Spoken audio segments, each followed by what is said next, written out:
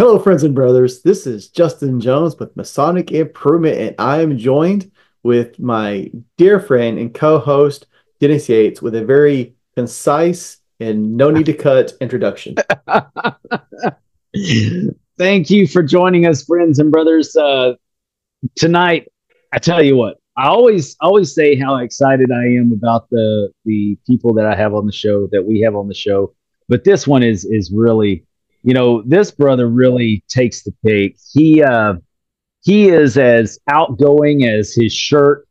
He is a co-owner of a Masonic apparel company, and that's one of his fabulous Hawaiian shirts. If you ever wanted to have a Hawaiian shirt night, you just simply can't do it without that shirt. So, without further ado, this is a brother I travel with a lot. I love to live with him and enjoy Freemasonry with him, and we go all over the Texas and all over the tri-state area, at least, and further. So please, without further ado, please welcome Carlton Newberry. Aloha, everybody. Hey, stand up and show us your drip. Unfortunately, the Steve Jobs camera here keeps shifting on us. Does it follow your I don't face? want to. I don't want to see drip. I'm sorry. No, but this is my favorite of our Hawaiian shirts because it's got the parrot on my shoulder there. Mm. And my wife and I, for almost 2 decades, traveled around to follow Jimmy Buffett. We're big parrot heads. So rest in peace, Uncle Jimmy. But yeah, we really enjoy that and enjoy the making Masonic apparel lively and fun. Awesome, man. Very nice. Very nice. Cool. Well, I almost put on one of our hats tonight, one of my hats tonight that I got from you, and it's one of the Billings hats, which are still available through San Antonio Hat Company. Yeah, there's one that he has back in the back of his. I usually wear mine. I don't show them for display. I actually wear my hats. But yes, we can get started. Okay, well, just don't. I was going to say, do you want to ask the first question? Just don't ask him. Just don't ask him to stand up and show us his drip, please. I do not want to hear that ever again in my lifetime. That's man. You're low key being mid, Dennis. That's cap. All right, you're too young for me. Go ahead, Justin. All right, Carlton. First of all, great to have you on the show, man. Always like hanging out with you. Thanks, Justin. Thanks, Dennis. Let's just start with the basics. Let's go to introductions. Tell us we know your name. Tell us a little bit about your Masonic background. Yeah, I was raised in Cypress Lodge, number 1423, northwest of Houston, back in 2008. I'm a past master there in 2014. I'm affiliated with 3 other lodges, including Tranquility Lodge. But I'm the junior past master at San Felipe Lodge, number 239, out in Sealy, Texas, which is west of Houston, west of Katy. And I am the current senior warden at Gunsight Lodge, number 838, which meets at in Galveston, down there in the Egyptian Room, at one of the most historic buildings we have, where Scottish Rite Masonry started in Texas down there. So it's beautiful. I didn't join many appendant bodies for many years. The only one that I was a member of for a long time was the Eastern Star. I joined with my wife when I was the master of Cypress Lodge. But then when the floodgates opened, boy, howdy, I've got a stack of dues cards that I could use to level a 3-legged table. But it started with Grotto. A little shout out to Marty Haley for bringing Grotto back to life in Texas. I was a charter member at Come and Take It Grotto, and I was the charter monarch of Sayad Grotto here in Cyprus.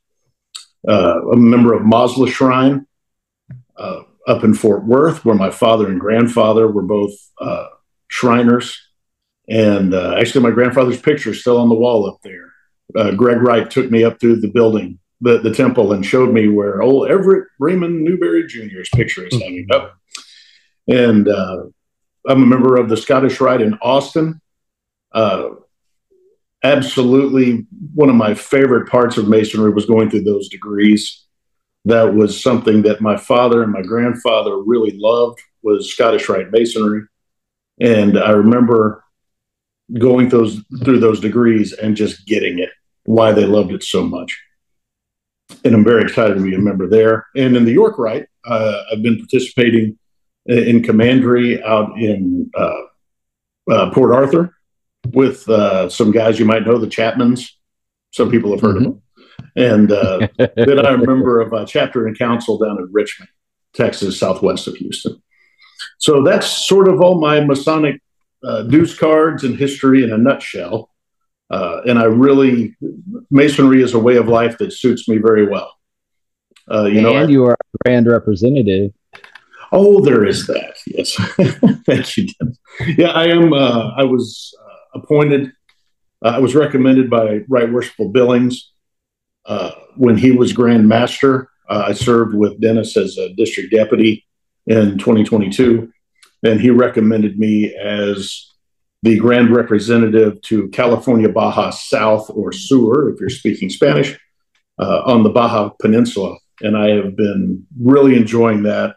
I travel down there several times a year to enjoy brotherhood. And it's so great to do it across borders, not just when I get to go to Philadelphia or New Jersey or Maryland or California, wherever I get to sit and lodge, but to see it in another language, in another culture. It's absolutely captivating. And in fact, this picture behind me is from Rosslyn Chapel in Scotland, where I went to the Grand Lodge of United Grand Lodge of England and to the Grand Lodge of Scotland with Grandmaster Billings' trip in 2022. And this structure here over my shoulder is known as the Apprentice Column. Some people call it the Apprentice Pillar, and it's one of the most beautiful pieces of carved artwork in the world. And if you ever have the means and the availability to go there, I've never been more awestruck by a structure in my life than I was by Rosslyn Chapel. I've heard really good things about it. I can't wait to go. I was going to say that was probably the best Masonic background introduction I've ever heard, until Dennis pointed out that you forgot something. And just, but I might have left a few things out over time. I was a district communications officer under Right Worshipful Ken Curry. There's a few other things in there, but there's just so much. And it's what they always say: you can have all the masonry you can afford with your time and dues. And I try to stretch it as much as I can until Mrs. Newberry pulls the leash back in. And she's like, "Hey, are you going to be at home at all this week? I was thinking maybe that would be a great idea. Let's go to the jewelry store." Yes, ma'am. Yes. That's exactly right. Yeah, don't do what I did and offer to buy her a vacuum cleaner. I'm in the third bedroom.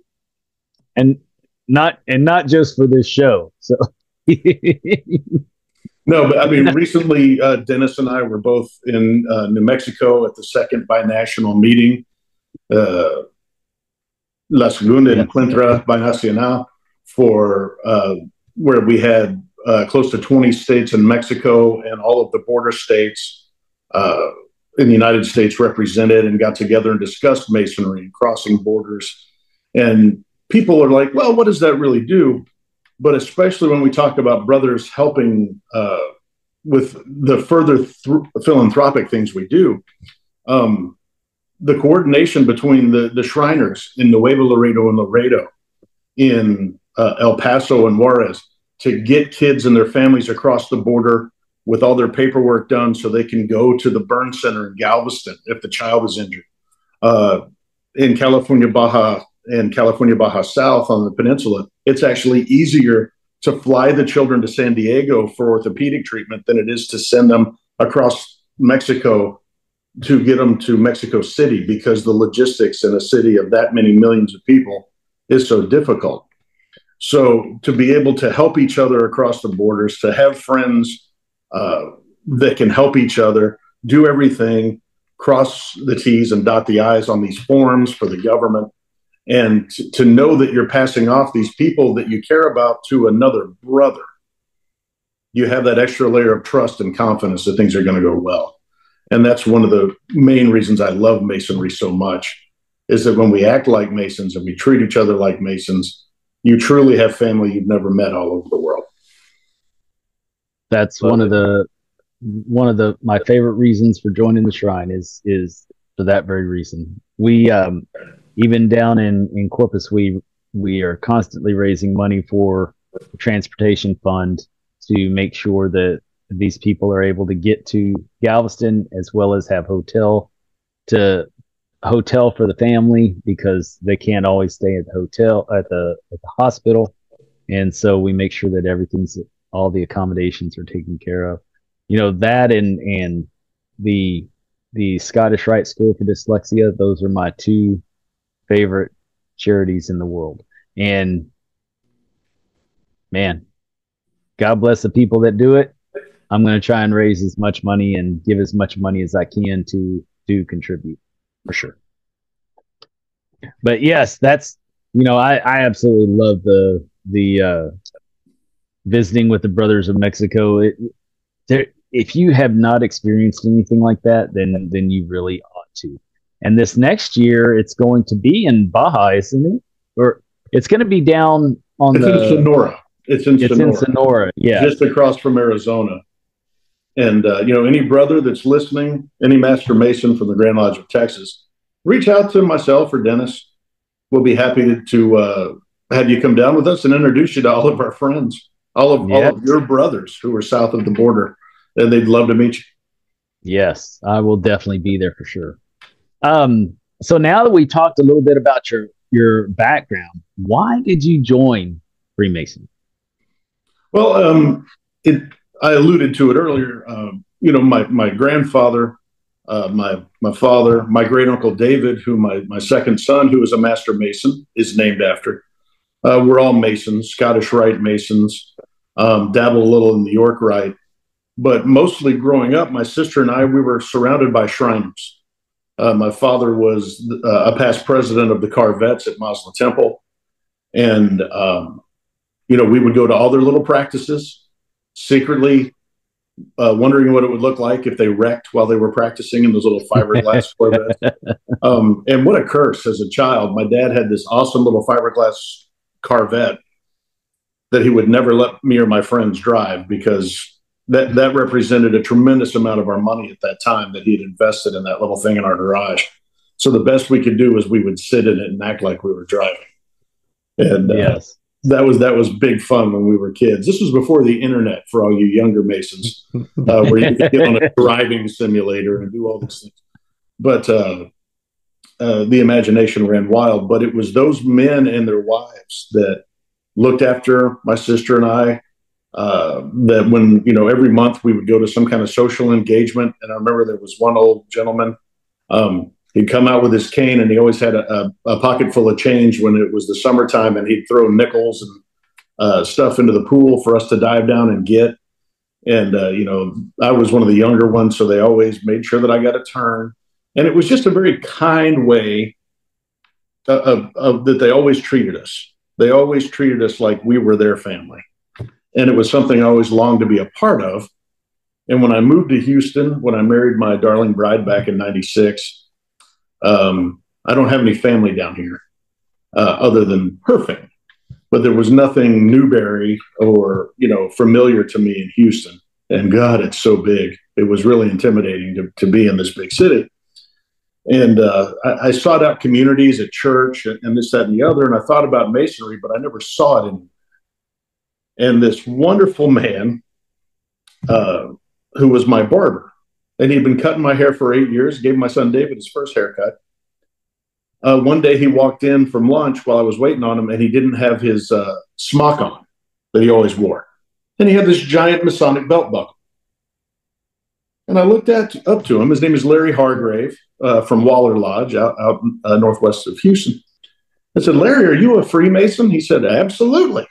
And I said, my dad was, my grandfather was. How do I become a Mason? He said, "You just took the first step. I'll make a call." And he introduced me to some local brothers, and my wife and I took a tour of the lodge. We did the investigation form, and the rest is history. And it's one of the greatest questions I ever asked. And it's led me to have some of the, we talk so much today about peer pressure and bullying and things like that because people are thrown into environments at school that are environments that are chosen for them by zip codes, by the government. And, the churches that their parents choose for them when they're young. But Freemasonry are the peers that I have chosen. These are the men that I've chosen to be accountable to. These are the men that I trust to grab me by the ear when I'm going the wrong way and say, come here for a minute, Sparky, let's have a chat about what you're doing right now. And I'm very grateful for the ones that do, for the ones that lovingly correct me, and the ones that have taught me how to be a better man, taught me how to conduct myself using the working tools. And also for the younger Masons that have come now that I'm getting a little longer in the tooth, that my sideburns are turning white. I say turning. Yeah, they've been white for a while. But the younger Masons that trust me to help them when they come to me for advice with family issues, with job issues, with Masonic issues, and pay it forward.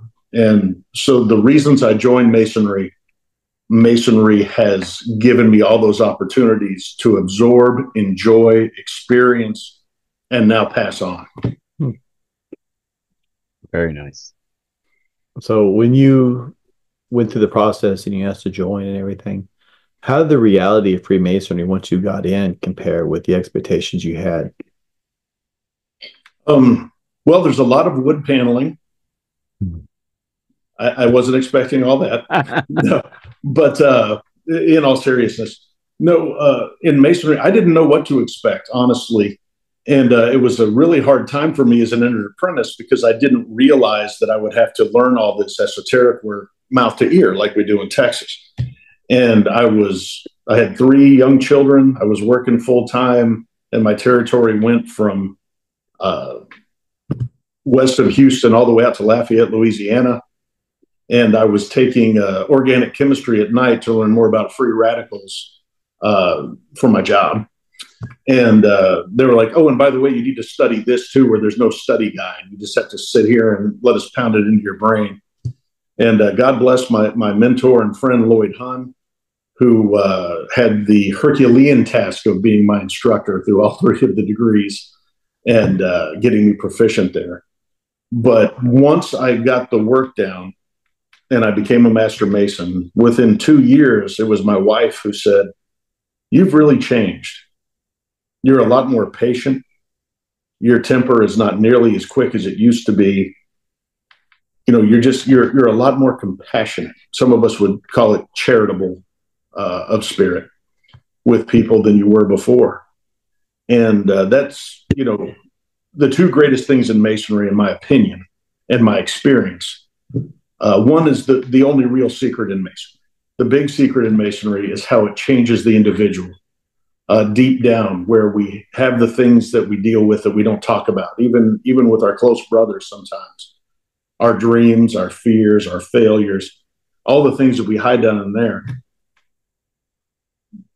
The way that Freemasonry gives us the ability to change our attitude about those things is the real secret, because it's different for every man. It's different for everyone. And then the second is the fellowship. And I can honestly tell you right now, some of the very best friends I have to this day are men that I've met in Masonry and their wives. And I'm so blessed. And my wife has a whole network of new friends. And, she looks forward to Masonic events because she knows she's going to get to hang out with the ladies. And they will know where we all are for a specific amount of time that they have to go have fun without us. Yes. Well, not only that, but the organizations like Grotto, they get to partake, and it's just all around fun in general together. Absolutely. That's very nice. Mm-hmm. I'd like to just roll right into, since you mentioned fellowship. Mm-hmm. Tell us a little bit about why you decided to host the hospitality suite at the Hilton last year. and then tell us if you plan on doing it again, because I really did enjoy that hospitality suite. Yeah. So last year's hospitality suite, I saw some things in masonry that were making people very concerned about masonry.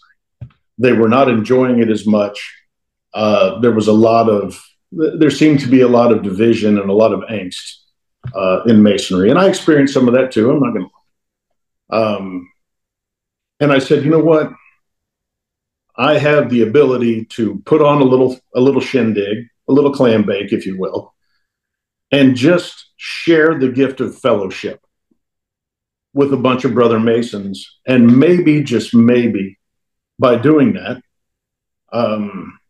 I can help reignite some of that fire. And even if it's just for that night or just for a few hours that night, we can all just be brothers again without all these other things that were hanging over us. And we had 100 people that said they were coming. I planned for 150 because last year we did it Thursday and Friday night. And that was a quarter of what showed up. Yeah, we had over 300 people there. Yeah, they drank us dry the first night. We had to go back to the liquor store. Pardon me, the beverage department.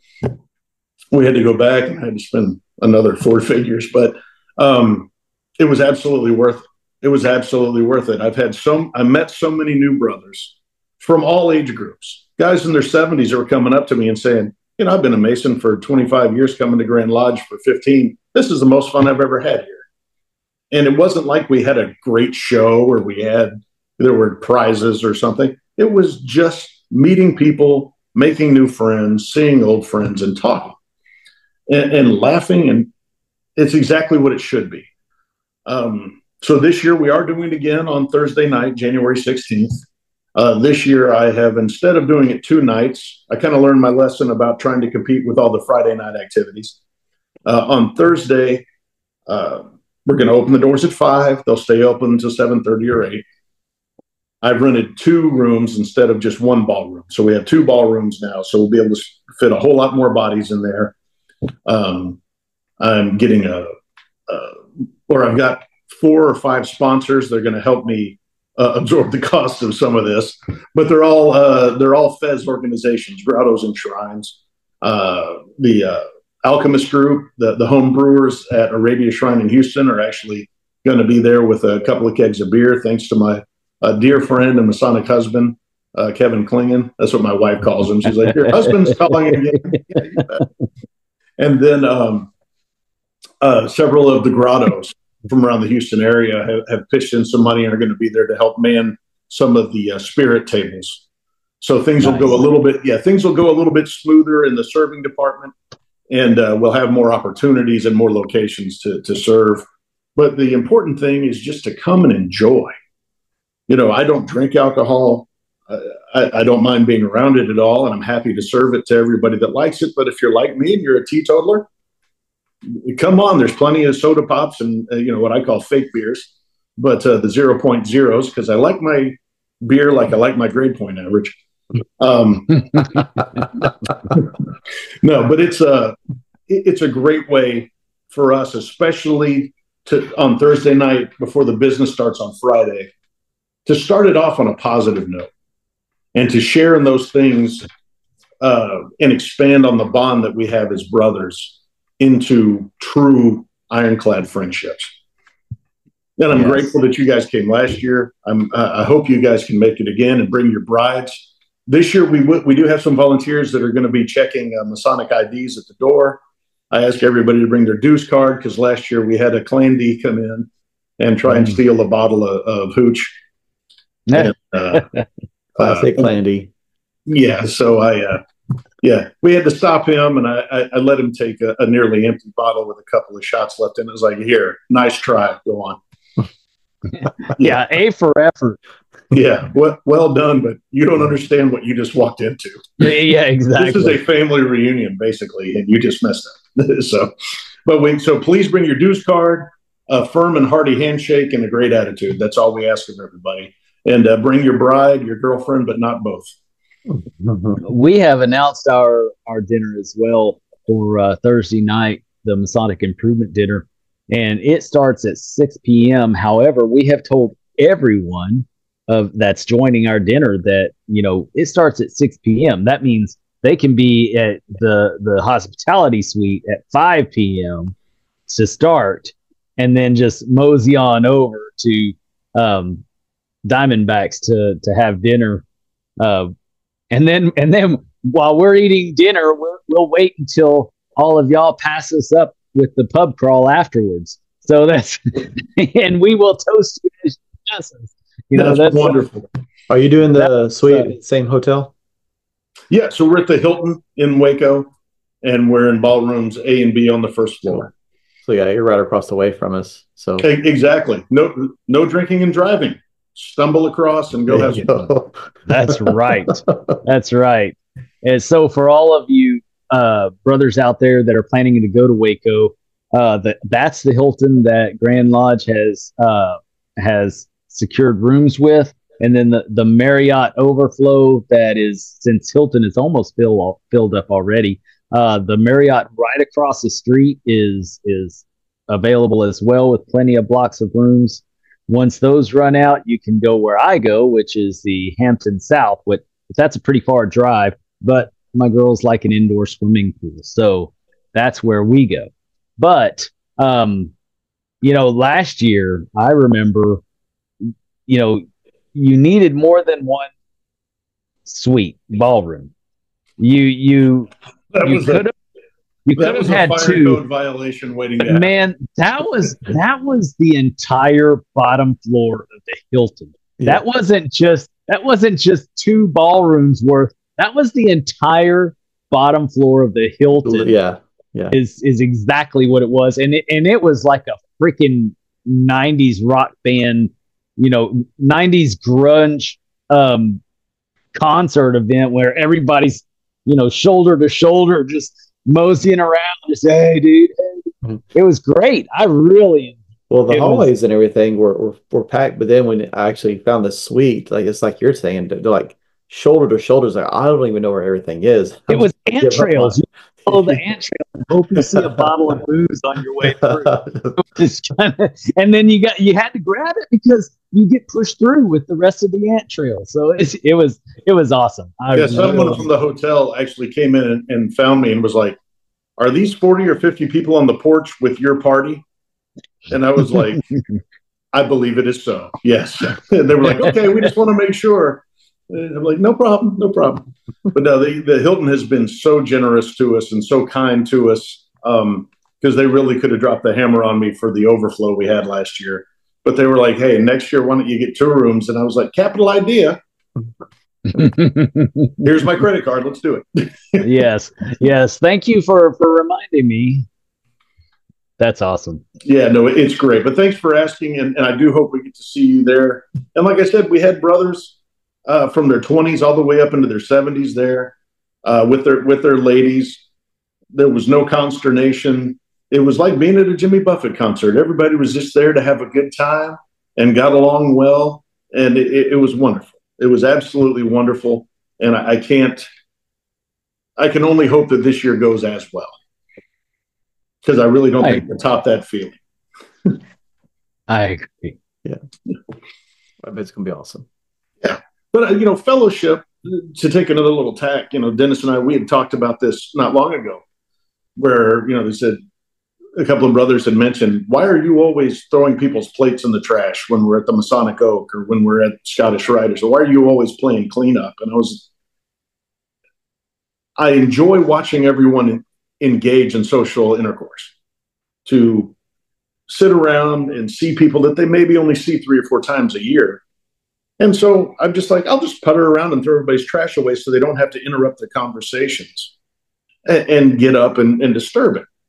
I walk around with drinks, pitchers of tea and water, filling stuff up, just because fellowship is that important to me. And, I get plenty of it on the phone, on Facebook, in person. I travel a lot. If you're with me on Facebook, you see all the places I go, and I thoroughly enjoy it. But for a lot of guys, they don't have that bandwidth. Younger guys are constricted very much by their jobs.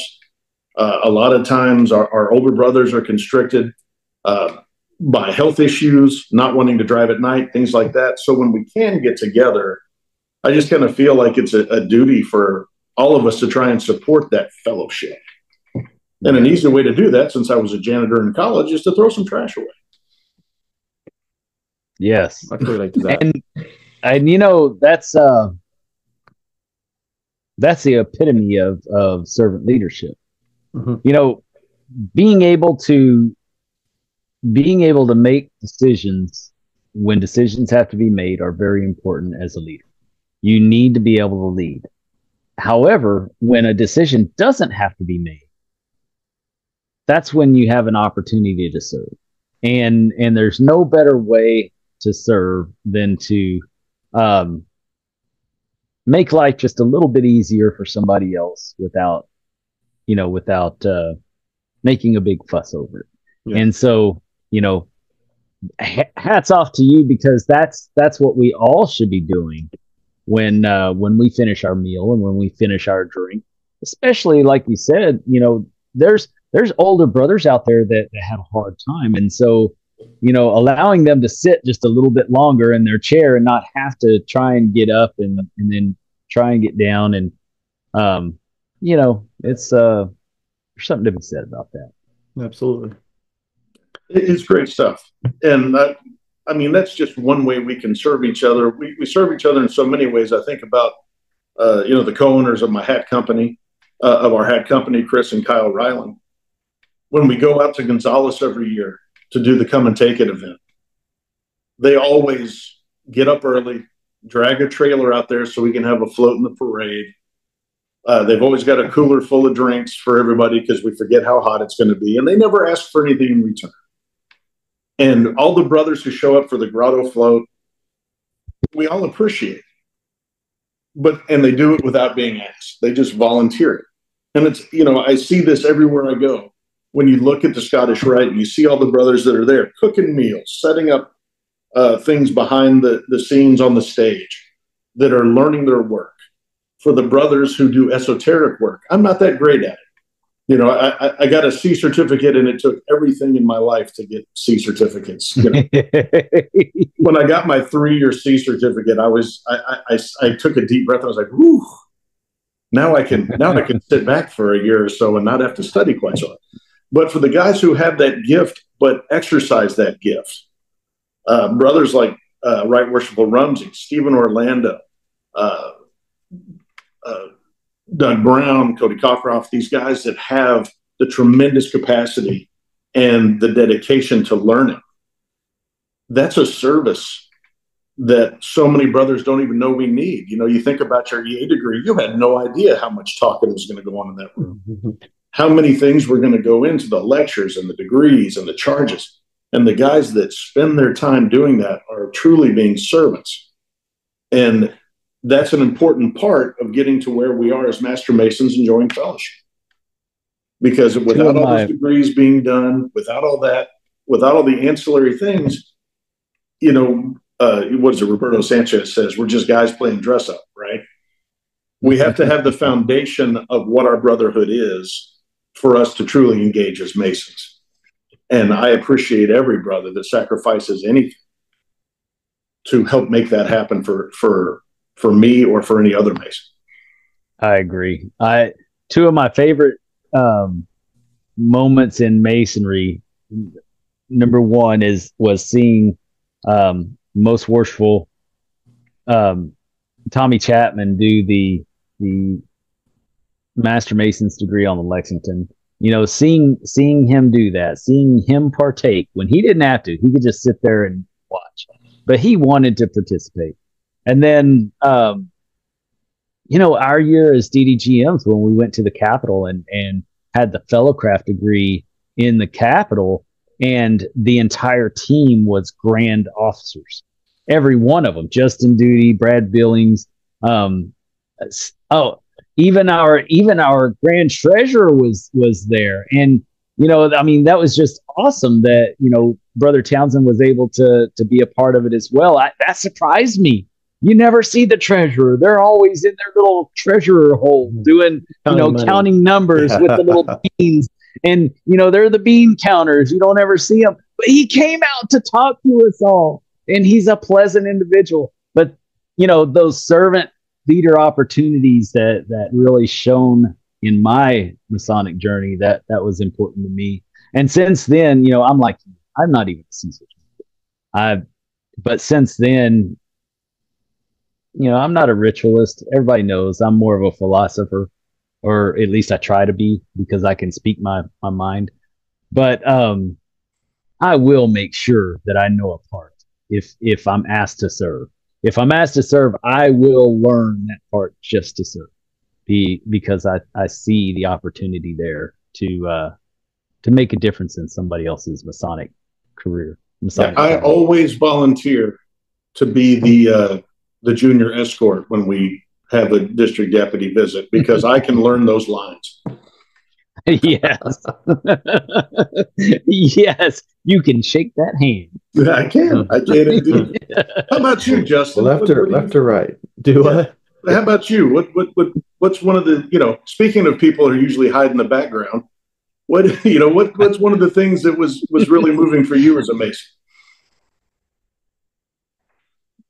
Is it because my shadow is so grandiose with my brain, or with my fat head, or my fat body? Which point are you trying to make?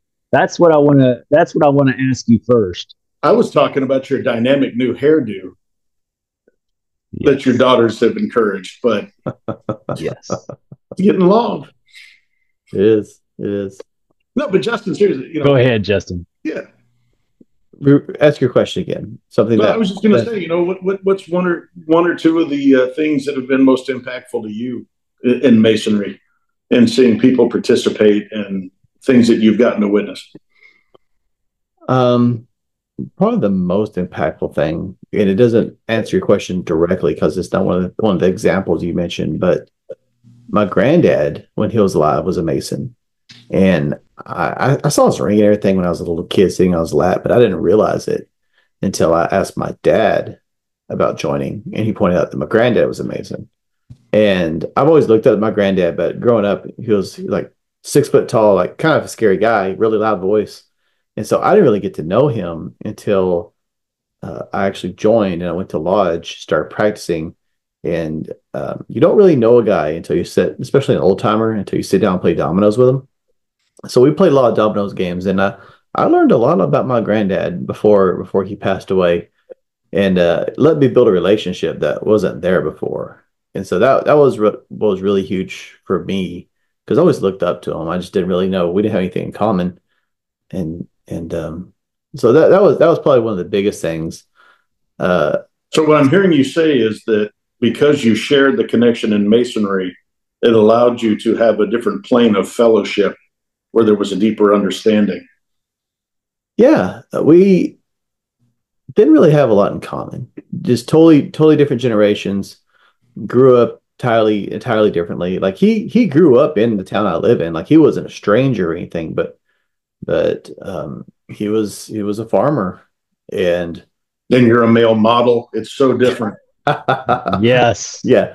You ever seen Zoolander? It was based off Speedos. Me. Speedos versus boxers. You know how it goes. I invented blue steel. That was me. That's great. But no, that's a great example. So like when Zoolander, when he goes back to his hometown and tries to work the coal mine with his dad, that's kind of how I was trying to associate with my granddad. And, I want a mullet like that. Yes. The great John Voight. Yeah. That's what brought us back together. But that's amazing. Thanks for sharing that with us. Yeah, well, thanks. That is an awesome. Yeah. Dennis never asked me questions, so I appreciate that. So we talked a lot about the fraternal aspect of Freemasonry. Are there any other strengths that come to mind for you for our fraternity, and also what weaknesses do we have? One of the biggest strengths that our fraternity has that I see worldwide, I'm not just talking about Texas, but in my travels, is there's so much different in the rituals from jurisdiction to jurisdiction, but the fundamental principles are the same. And those principles that good men live by, regardless of culture, are what tie us together. And I can't think of many other places in the world, or very few, where those are celebrated and encouraged. If you look at society today and you ask the average 20-something-year-old, where's a place where a man who is a man, identifies as a man, can go to learn to be the best that he can be as a man, be encouraged to be a good man, and then can in turn encourage others? Where would someone go for that? You'd get a lot of blank stares. You'd get a lot of, you might get some people going, I guess the military, because they don't know. But the simple rule and fact is, and what I do in my, what Most Worshipful Chapman calls your elevator pitch, when people say, well, what is Masonry about? I always say, well, Masonry, we try to make each other the best men we can be through our own understanding of God. When I was initiated, the master of my lodge was Jewish. One of the first committees I was put on at lodge, I sat on with a Buddhist. Now, the majority of us were Christian because we're in Texas, right? It's just location. But despite the fact that we had different faiths and different practices in our faiths, because we believed that a God created each of us and that we should try and have a relationship with God, then we should try and have a relationship with each other as well, because we're all God's children. And what I usually say in my little elevator pitch is, we try to make good men the best they can be through their understanding of God. And all the charity, all the things you see, the Shriners Hospital, the Scottish Rite Hospital, the Humanitarian Fund for the Grotto, all these things are the side effects of what happens when you put a bunch of good men together. If you put a bunch of bad men together, they made a movie about that called The Usual Suspects. You would expect a crime wave to happen if you get all that negative energy together. But when you get all this good energy together, the side effects are what we do for our communities and for each other's families while we're encouraging each other. And that's something that I wake up every day when I get up in the morning and I'm brushing my teeth and I'm having my little conversation with God about what the day holds. I'm just grateful for. I'm grateful for these connections and for the men that came before me that built this, for the men that are sustaining it during my time. And I pray to God to please send more men to inherit it, because I'm getting close to the point where I'll be old news. I'll be the past. And it's time to pass it on to the new present. And it's their job to take it from us and maintain it and foster it and prepare it for the future. That's deep, man. Yeah, I'm not just all one-liners. He's not just a bunch of fluff. To quote, I remember the first time I went to the podium during 2022 at Grand Lodge. When I got off of there, I got a text from David Hill out in Austin, and it said, "What just happened, man? It was like you were possessed by the spirit of a dead banker." Because I had no idea you could be that serious, and I was like, "Yeah, there's a time and a place." Well, we appreciate you coming up to the podium. Oh, absolutely. Well, I'll be there again this year. I have some resolutions to do, but what better way to serve? That was something I think we talked about before, was discussing strengths and weaknesses and kind of where Grand Lodge is headed. And I'm spending a lot of time during the downtime between Grand Communications looking through the law book at things that we could change to make Masonry easier for people who are in it. Not easier to get into, but things like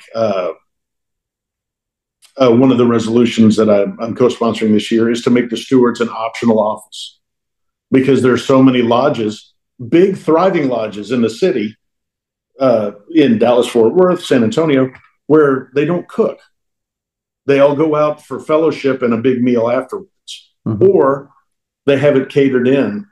There was one rural lodge where it's not a very wealthy community, and the brothers choose to pay this family that needs the help to come in and cook their meal and clean up afterwards. They get a fantastic meal. They provide a positive benefit to that family, and you maintain the family's integrity by not calling it charity. They get to provide a service for the money they get. So they don't need those, right?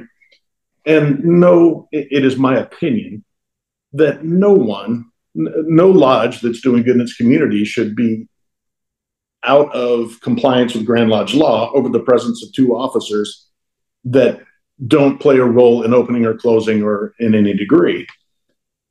And for the lodges that need them, my home lodge, I served as a steward twice, and it's a very necessary function. But for those that don't, we've all promised that we would abide by Grand Lodge law. And that's one of those things that we can change very easily and take that burden off of some of these lodges that either don't need it because they have money and prefer to cater or go out, or for the smaller lodges, they just don't have somebody that wants to commit to that role. But they're still providing scholarships for their local community. They're still taking care of their widows. Let them go be Masons. So a lot of the things that I work on in the law book are things that decentralize power from the Grand East, or at least make accountability for the power that is granted there, and then to make Masonry easy for others. Mm-hmm. And I think that I get to play a very small role in that capacity in steering our Grand Lodge back to a culture of servanthood from the top down.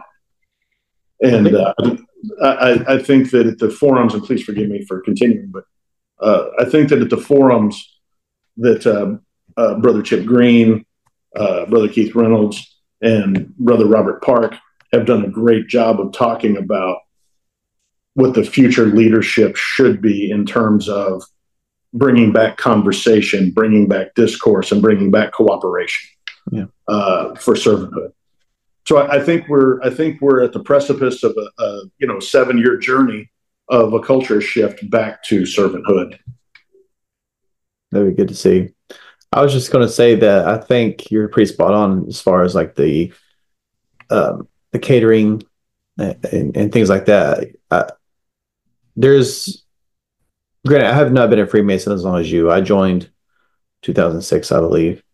But I've noticed a shift in lodges kind of going away from doing stuff in-house to like what you described. Let's go to a restaurant after or have something brought in, but they're not necessarily cooking the food or anything like that. And I don't necessarily think that's a bad thing. I mean, we're supporting our community. We're being seen in the community together doing things. And I think you're going to have more and more lodges that are in situations that are like that, or like you're talking about, where it's more of it's a charity thing, but it's not, where they're bringing people in. And the role of the stewards at that point it's pretty negligible if there's any role at all. So why let the lodges make their own decisions? That's good. I think now this isn't to be devil's advocate or anything like that, but I think that a lot of the reason why the stewards are still considered such an important part of the officer line is because we do have in other grand jurisdictions ritual that does, inhabit the stewards. It does incorporate the stewards in the actual ritual, and so that's probably why. You know what? It may not matter to you. But it's not that it matters. It's that we don't have it, though. So it's a moot point. I know going with it, but you say it's a moot point, but at some point, people want to hold on to those traditions. We don't have to utilize them the same, but they can. It's kind of nice. It's kind of nice to have those guys around. They're not required to not have them. Would you stop talking over me, child? Don't make me come through this TV screen. Come on. Yeah. See, you drove him to drink. You see what you're doing? Coffee. Oh, my computer's there. You go. I know. Pretty pictures in the back. You're not going to get pretty pictures in the front, obviously. Yeah. But that's the reason it's been going on for years, I'm sure. But and this will be a good discussion when we go through the resolutions in a few weeks once they come out. They're passed. Once they're through jurisprudence. Once we get our resolutions in February. Oh, should be quiet. If there wasn't 27 of them, it wouldn't take so long. Yeah, 27 is quite a bit. Yeah, that's a lot. But I think that I would like to have you on to explain your resolutions and really just talk about all the resolutions on the show when we do that episode. I think that would be a great episode to have. But and that's of course something we can discuss, the pros and cons of why people might be disinterested. But you're right. If it's not necessary for that particular lodge, then we shouldn't hold.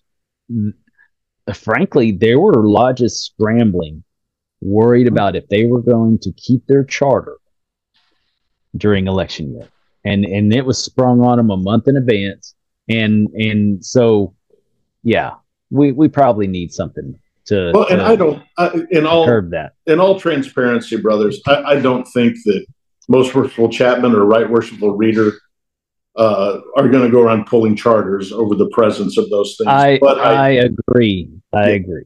I know them both personally, and they're both good men. I don't think that they have that kind of subversive thing. But that is not to say that another brother who might have a different motive when it comes time for elections might not go before the Grand West and say, these lodges are out of compliance with Grand Lodge law, and therefore I move that they not be allowed to have their votes cast.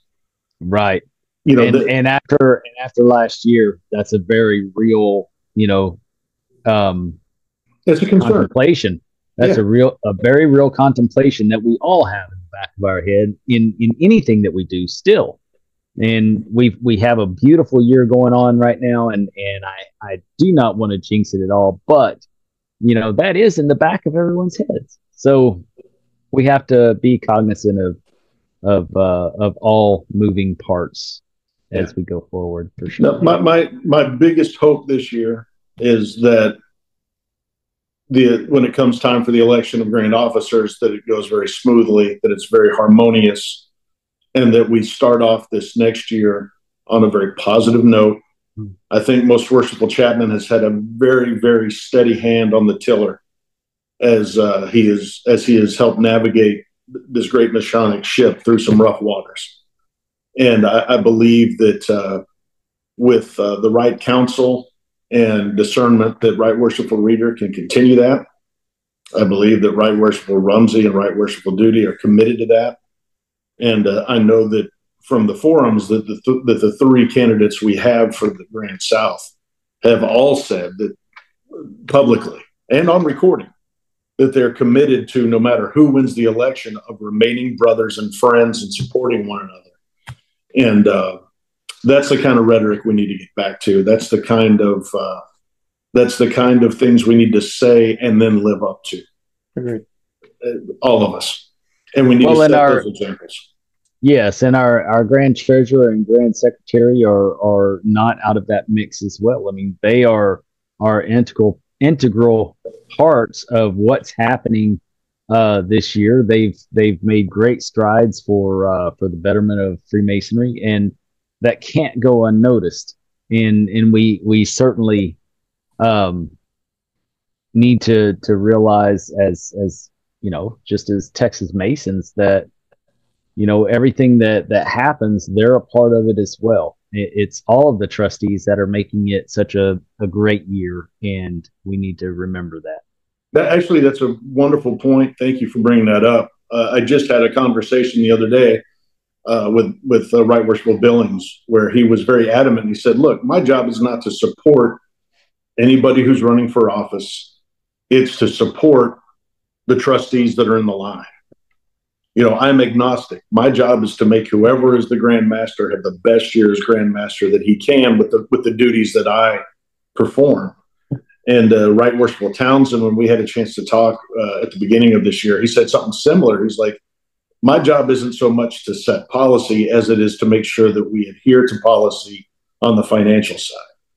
And, that kind of dovetails back into what we started on with servant leadership. And that, to be able to sit back and say, I'm not going to tell you my opinion because my job is to serve. And I admire both of them for that. I do too. Thanks for bringing it up, Dennis. That also speaks to strength of character when you have your you know what you're supposed to do, right? You have the guidelines that direct how you do your job. You have to be agnostic and just serve however you can to the best of your ability. However, sometimes, and I'm not saying this has happened, but I could definitely see people trying to pull certain people away to. I'm thinking of things going on in other states right now. I'm not going to name states, but I could think of how people's personal agendas might come into play to pull you away from what you're supposed to do. And so that really speaks of a strength of character to not be moved to do something like that. Yes. Sounds like they have a solid foundation. Yeah. So with the thought of what we just spoke on how conducive and unified the trustees are at this time, where do you see Freemasonry going in the next 10, 20, 30 years, and hope to see? So that's kind of a two-part. So where do you see it if we continue on as we go? And where do you hope to see it if it's anything different? Well, at the Masonic Improvement Seminar that was held in Corpus Christi, there was some really nice guy that put that on with the help of some friends. But most worshipful Steve Almager from New Mexico, Grand Master of New Mexico, gave a brilliant speech that I hadn't really considered his point of view, and now I have adopted it, that Freemasonry is going to continue to see a reduction in numbers of participants. But are we really seeing a reduction in number of true Masons?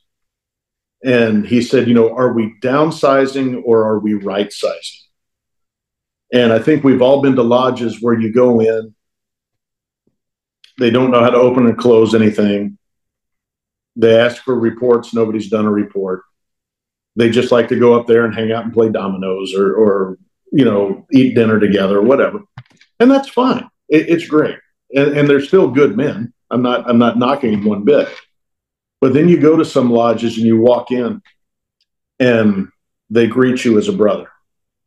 They challenge you for your dues card because they're doing their duty to protect their charter. When you notice in the opening and closing that even if they don't get it perfect, that they're trying to do it correctly. The statement of business, you see that there are men that are committed to doing all the things, the fundraisers, the cleanup days, all those things. The guys that are really living Masonry. And my hope, my desire, and what I hope to participate and facilitate over the next 20 to 30 years, until the good Lord takes me off this earth, is that we make more Masons that are that way, that see the value in being committed. And, there's Masons at my own lodge in Cyprus. When I was master, we had 211 members. Right now we have 180 something. And there's a few guys that don't come around very much. They're very busy professionals. But when we have a need, they're the first ones to write a check. We have several brothers that don't have a lot of money. They have young families. They're young men. But by golly, when we have a need at the lodge, they're the first ones to show up and pick up a broom or a shovel and get to work. We have other Masons. We have one who is not with us anymore, but he was, physically challenged with some things. So he exercised his mind and he sat around, and even though he didn't like to participate, he was our number one prompter, and he committed and dedicated himself to doing that at every meeting that he could get to. So everybody has something they can contribute: time, talent, treasure, whatever. And I'm looking forward to a time where there's more brothers who are excited about doing that, who are excited about encouraging the brothers that have the talents that they don't have, instead of going, oh yeah, well, he's really big in the ritual, but ... Don't use it as a qualifier, use it as a praise. And if we can continue to build each other up, even though the fraternity might have smaller numbers, the strength of character of the fraternity will remain the same. And in the end, the goal should be, in my opinion, that Masonry is what we strive to be. Somebody just said it at an event I was at, and please forgive me for not giving the correct credit, but they said, we strive for perfection that is unattainable. But when we strive for perfection, we can attain a certain level of excellence. And so what I want to do is encourage and inspire brothers to attain excellence in at least one area of Masonry that they can continually contribute. And then in turn, they can mentor somebody to do the same. I love that, man. Was that Robert Park that had quoted somebody else that said that statement? Because I love that statement as well. Yes, I think it was Robert Park when we were in Austin that said that, but I couldn't remember where it came from. So please forgive me. There's a lot of 80s song lyrics up here that I know. I know. Sweet child of mine, all day long. Yes. Don't you forget about me. Hey, when you walk on by, you call my name. All right. So let's go back briefly when we talked about strengths and weaknesses. And I don't recall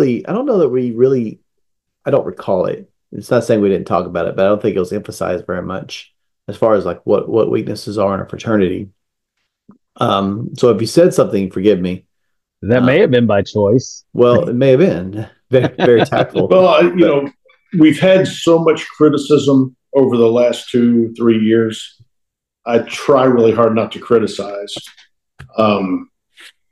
And that's something I've been guilty of too. I'm not saying that I'm not one of the ones who had critical things to say. Yeah.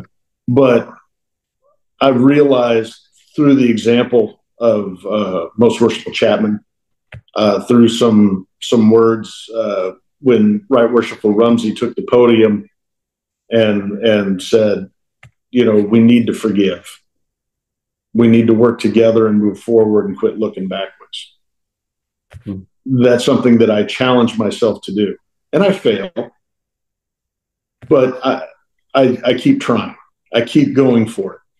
And I think one of the things that, if I was going to say a weakness that we have, it's right now there seems to be a lot of people who are more concerned with doing what's best for them or getting revenge or something in Masonry, and not practicing Masonry and saying, you know what, this is what happened, or this is what somebody did or said or whatever.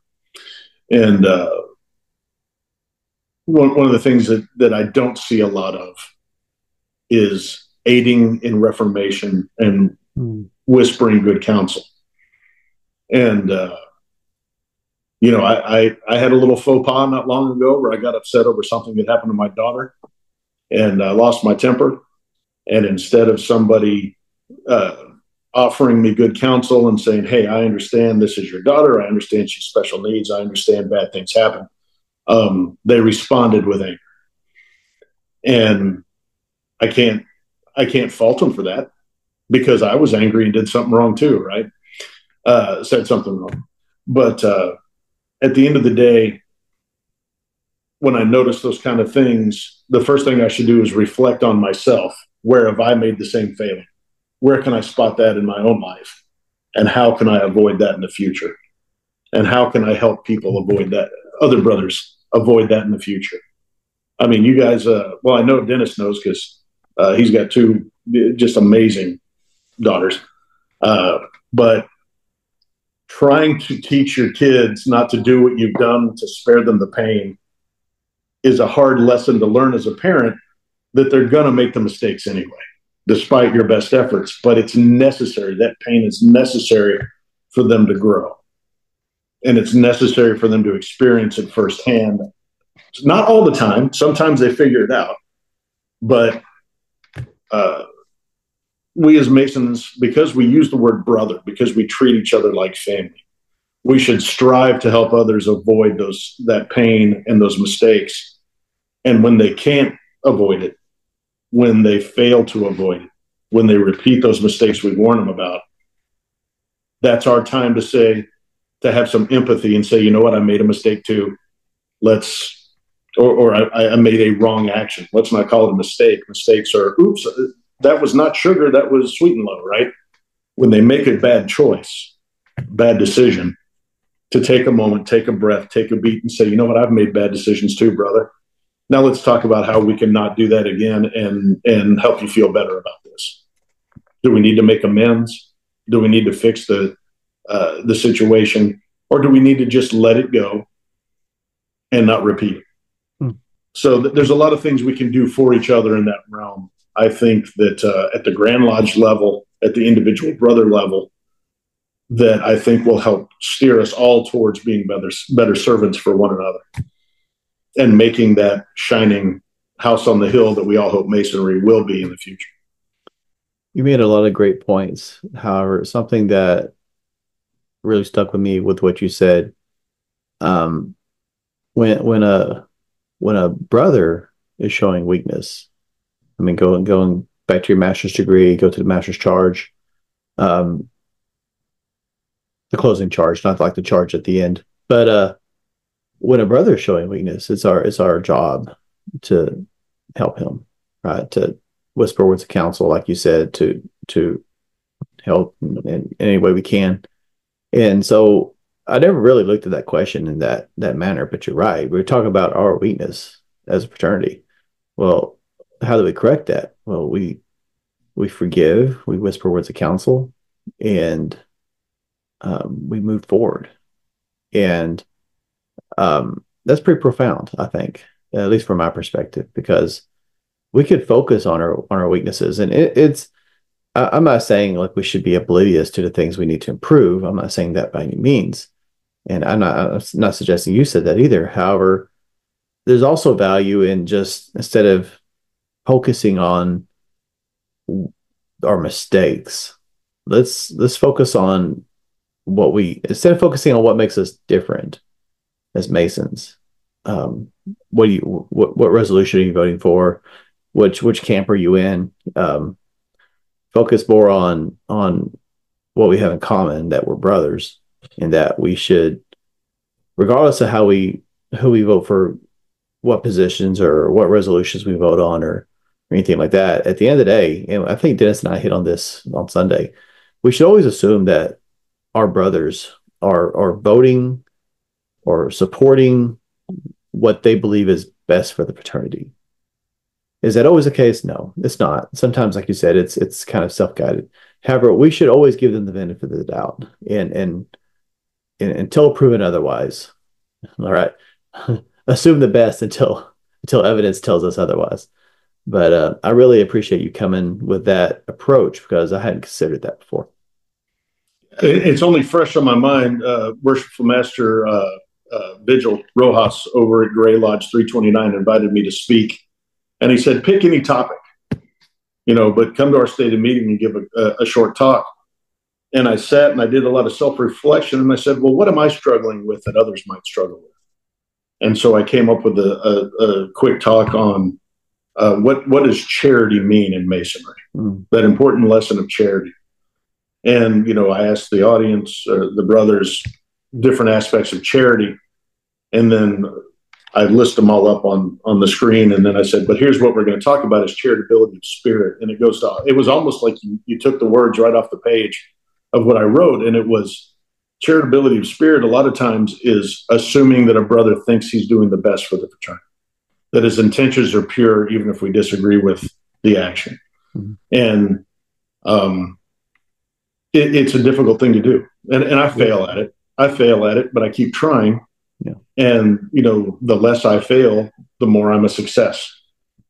And the more I help others reduce their failure rate, the more they're successful and the more it's returning successful. It was almost like you were there and just spit it right back out at me.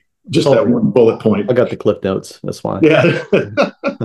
Well, it's because we talked about it so much, and it really came on the show the first time with Chris Williams, because that was one of the things that he drove home with me years ago was charity and Freemasonry is brotherly love and affection.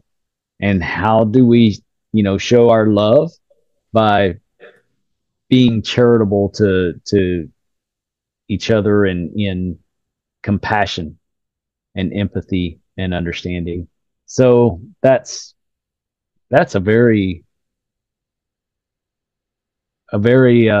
profound lesson that took me many years to learn. And still trying to learn it. Yeah, I was going to say, I'm still working on it. And I got to say, I've learned it up here, but has it really trickled down to here yet? Yeah, sometimes yes, sometimes no. I'm still human. I still err. And a lot of times, but like right now, even with the situations of last year,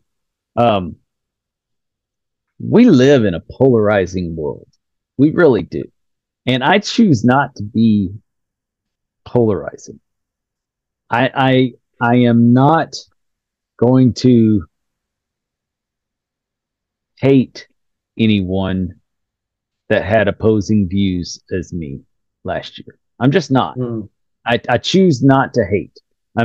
I am willing to move forward and hope that we all learn valuable lessons. And there were plenty for me to learn. There's sometimes I feel like I pushed the envelope too far. And I've actually tried to reel it in myself a little bit this year. Believe it or not, I have tried. No, I read the apology you wrote on Texas Freemasons about, old versus new or old versus young. And I sat there and I marveled at that. I was like, how often do we actually hear somebody say they're sorry in a public forum? How often do we hear somebody self-correct? So I looked at that and I thought to myself, Dennis has had a real moment of personal revelation here. I told him to do that. I was like, Dennis, you should really write that. You're the man. But I tell you, there's the real puppet master. Yeah. I know we're coming up on the end here, but there's a little story that I think about often that I heard probably 20 years ago. And it was about a martial arts master in Japan. And this man had dedicated his life to learning and excelling and becoming one of the top martial artists in several disciplines. And he was on one of the trains in Japan. And there was a man there that was clearly drunk and antagonizing everybody on the train. And the story was told from his perspective, where he said, I was contemplating in my mind all the different moves I could make to subdue and put this man on the ground without truly hurting him, and holding him until the end of the train ride if he continued to antagonize everybody. And all of his brain power and focus went to physically defeating this man. And as the man got louder and louder, out of nowhere, this elderly man just said, "Excuse me, what have you been drinking today?" And the guy turned around and he said, "Sake, not that it's any business of yours." And the old man said, "Oh, did you drink it warm?" And I said, "Well, yes." And he says, "Oh, my wife and I love warm sake. Tell me, what kind was it?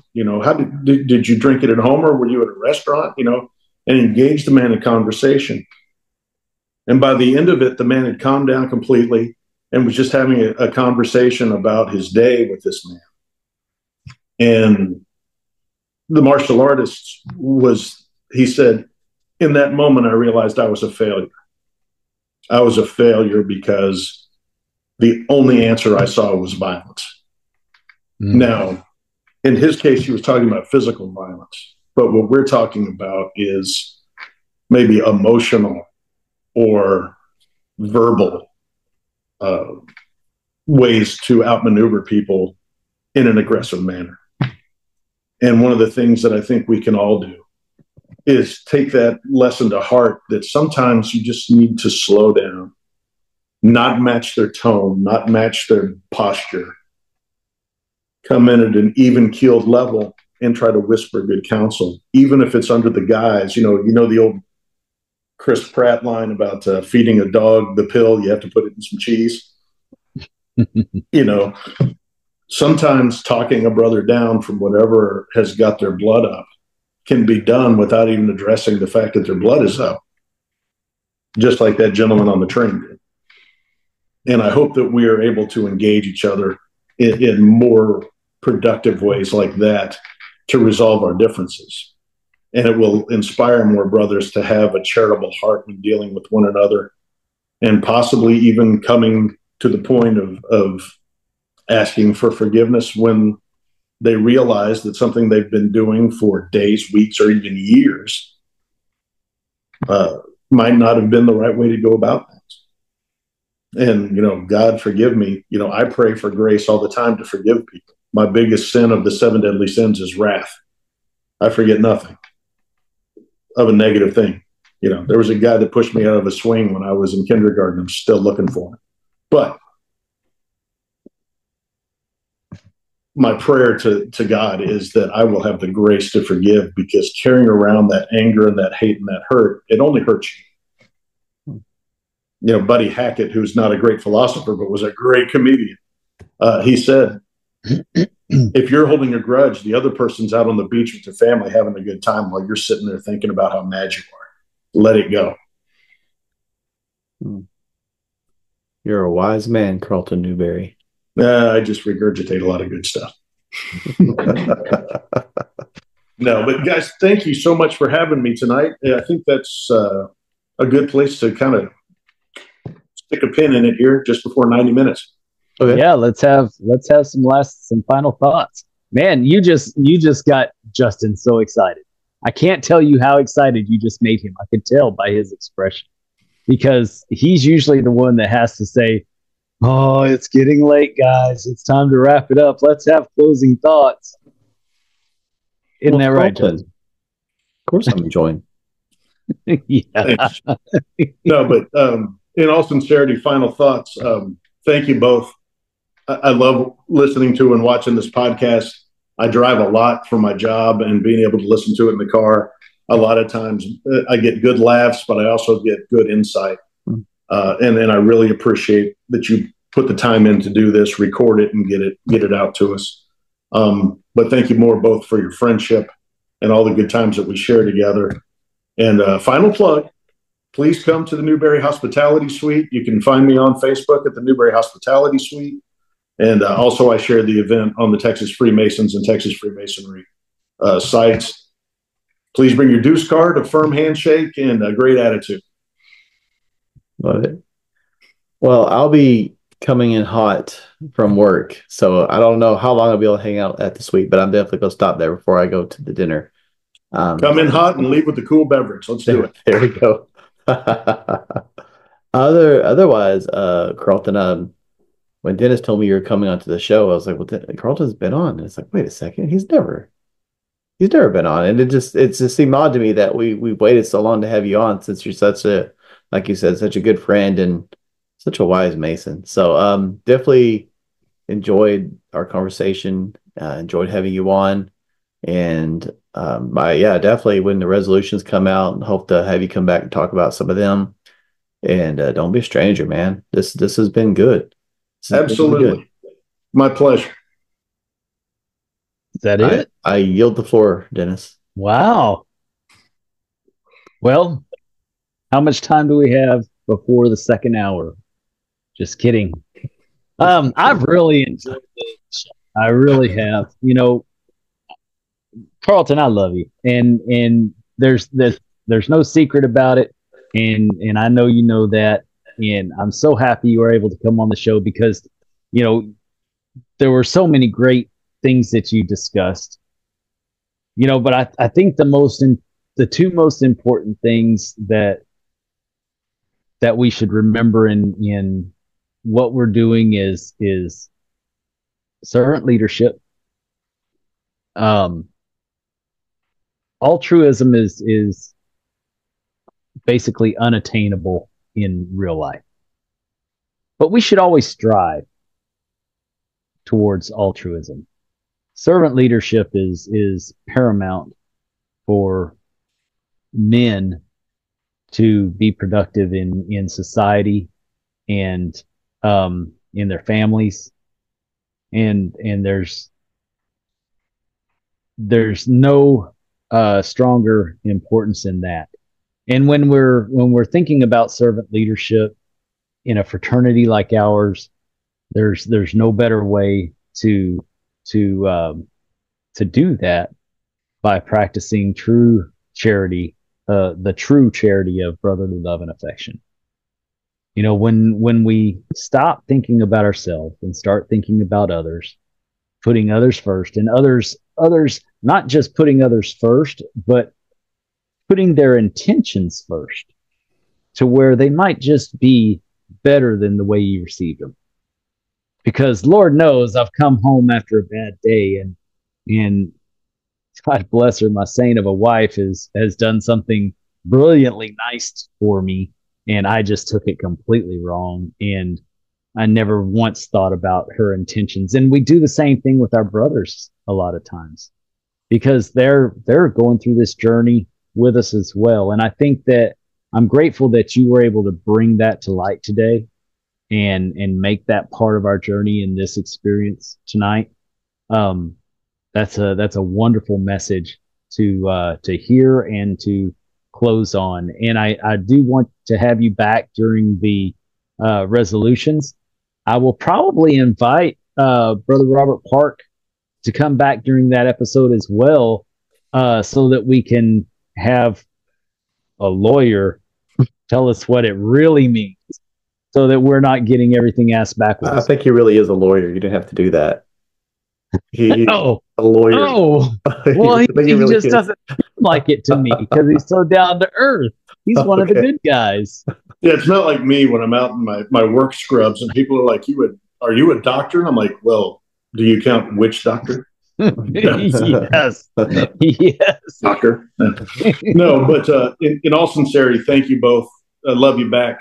You guys are just absolutely fabulous. And I would be remiss if I didn't mention that this weekend is my 28th wedding anniversary. Congratulations. Happy anniversary. And thank you. And, God bless her, Saint Lisa. To you both, yes. But I wouldn't be a man worthy of being a Mason if I hadn't met and married my wife. And that's one of those things that, people are always like, hey, what are you doing this weekend? Where are you going this weekend? One of the things I like to try and remind the younger Masons is your first duty is at home.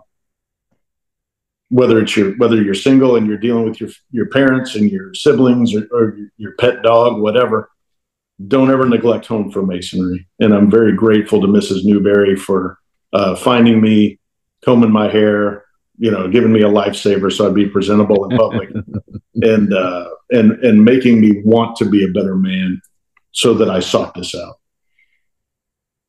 Very nice. Yeah. So, very nice. You bet. Well, brother, thank you guys so much for this evening. Thank you to everybody that has tuned in. And please reach out to me if I can ever be a help. My phone number is on my Facebook page, so you guys can always get a hold of me. Love it. Wonderful. Well, we'll wrap it up. Great night. Keep it between the points, brothers. Outstanding. Bye-bye. Bye-bye.